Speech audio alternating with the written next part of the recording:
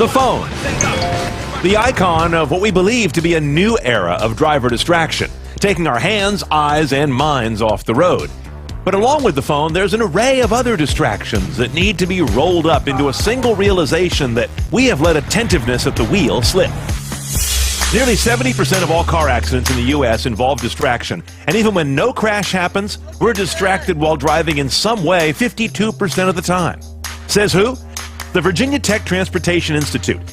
In a remarkable recent study, they recruited over 3,500 drivers of all ages in 6 cities who allowed VTTI to install cameras, road sensors, and driver action sensors in their vehicles and record what happened for 3 years.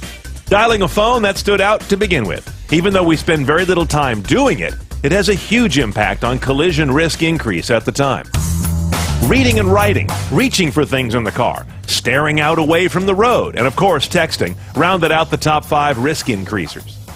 Now cut the data another way and you see how much time we spend on driving distractions. Talking to people in the car is number 1, though it only increases crash risk a relatively modest 40%. Calling and texting and fussing with things in your car that aren't your phone round out the top 3.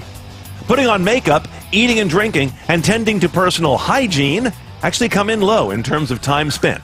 Then there's DWE, driving while emotional. Drivers who are visibly sad, angry, or otherwise upset had a massive 10x increase in crash risk. The main takeaways here are 3. U.S. drivers spend about half their time on the road distracted. Eyes off the road results in the greatest measurable risk overall. And Virginia Tech estimates that 36% of all crashes, or 4 million of them every year, wouldn't happen if we weren't doing something else at the time.